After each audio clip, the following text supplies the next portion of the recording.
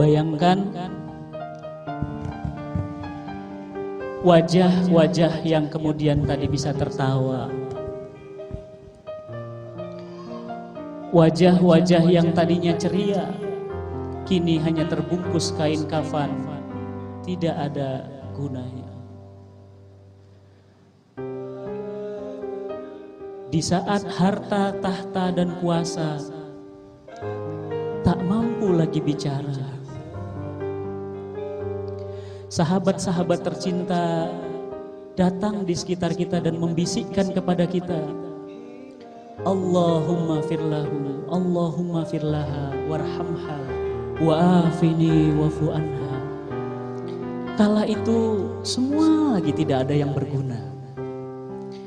Kala itu hanya kain-kain yang melintas di tubuh kita yang kaku, bahkan tidak lagi bisa berbuat apa-apa kecuali bersiap-siap untuk mengakhiri fase kedua menuju perjalanan peta ketiga kita yang disebut dengan alam kubur kita. Suka atau tidak suka, cepat atau lambat, kita akan menjadi seperti ini, seonggok mayat yang tidak ada gunanya. Wajah kita perlahan pasti akan hancur direlung oleh tanah. Tubuh kita akan hancur dan nama kita akan dikenang abadi oleh rumah kita, keluarga kita, sahabat kita. Bisa jadi pagi ini adalah pagi taklim terakhir kita. Dan masa ini kemudian tidak lama karena rumah pulang kita pun tidaklah luas ternyata. Rumah pulang kita hanyalah sekitar tanah 2 meter dikali 1,5 meter saja. Dan lihat di sana tetangga-tetangga kita membopong jenazah kita. Anak-anak yang kita bangga-banggakan membopong jenazah kita dan menyolatkan kita. Mereka mendoakan kita dan kemudian kita tidur untuk selama waktu yang Allah tentukan untuk Allah bangkitkan lagi di dalam kehidupan yang kedua yang disebut dengan Yaumil Mahsyar. Mungkin hari ini kita tidak pernah menyangka, jangan bicara itu dulu, masih ada hari esok. Kalau ada hari esok, bagaimana kalau siang ini ternyata Allah panggil kita? Bekal terbaik apa yang sudah kita torehkan di hadapan Allah Subhanahu wa Ta'ala? Apa yang kita bisa banggakan? Amal soleh sedikit, ketaatan masih juga pelit. Apa yang kita bisa banggakan? Lihat jenazah kita kemudian hanya menempati sebuah ruang kosong yang ruang ini tidak lagi mampu berkata apa, harta, kuasa tak mampu bicara.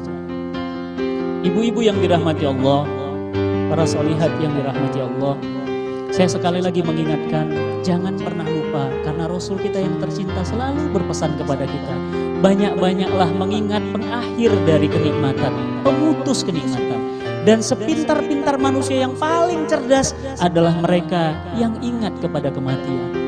Ayah kita sudah mendahului kita, ibu kita sudah mendahului kita, teman-teman kantor kita sudah duluan mendahului kita, tetangga sebelah rumah kita sudah duluan mendahului kita. Masa kita kemudian merasa gak yakin bahwa kita pun akan bersama-sama mereka? Jika tidak, berarti hati kita sudah mati. Jika hati ini tidak ada lagi rasa tersentuh, pertanyaannya, masihkah ada cahaya iman dalam hati kita? Masihkah ada cahaya keyakinan bahwa Allah Subhanahu wa Ta'ala pasti mengakhiri hidup kita? Dan oleh karena itu, inilah kesimpulan dari peta perjalanan hidup manusia. Peta perjalanan hidup manusia inilah yang kemudian menjadi garis-garis yang harus kita lewati. Yang pertama adalah alam rahim. Alhamdulillah kita sudah melewati dengan baik. Dan kita sekarang masuk kepada peta perjalanan yang kedua. Kita sekarang berada di sini. Menikmati dunia dengan sementara. Kemudian selesai, maka kemudian kita masuk kepada alam yang berikutnya. Disebut dengan alam kubur. Dan tidaklah lama. Karena kemudian trompet sangkakala yang kedua akan membangkitkan kita dan kemudian ruh dan jasad kita akan disatukan lagi sama seperti sekarang seperti ini. Kemudian kita akan dikumpulkan di Yaumil Hisab 50.000 tahun lamanya. Ini pun belum selesai. Maka kita akan melewati jembatan yang disebut oleh Rasul kita yang disebut dengan titian as-sirat. Jembatannya itu seperti rambut yang dibelah 7. Ambil rambut kita, belah 7. 1, 2, 3, 4, 5, 6, 7. 7 potongan, lewati jembatan itu, dan di ujung sana ada Muhammad sallallahu alaihi wasallam.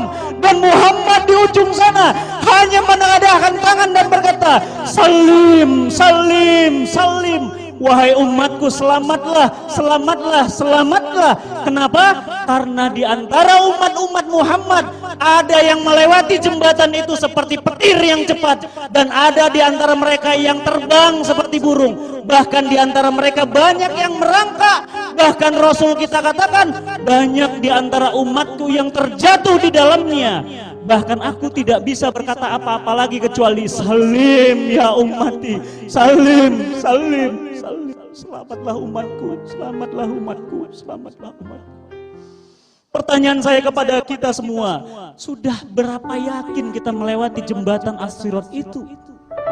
Sudah berapa yakin kita bisa melewati seperti petir atau seperti burung terbang, atau jangan-jangan bahkan justru kita adalah orang yang termasuk terjatuh di dalamnya karena kita merasa banyak amal, kita merasa hebat dengan amal-amal kita, tapi ternyata tidak diterima oleh Allah Subhanahu wa taala.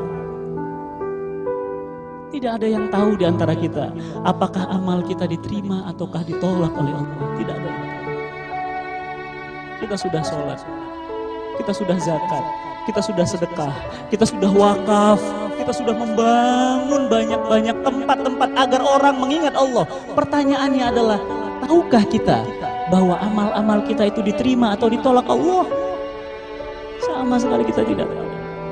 Maka saya ingin mengingatkan kita semua, jika kita taat kepada Allah di dunia ini, maka Allah akan anugerahkan surga yang tinggi.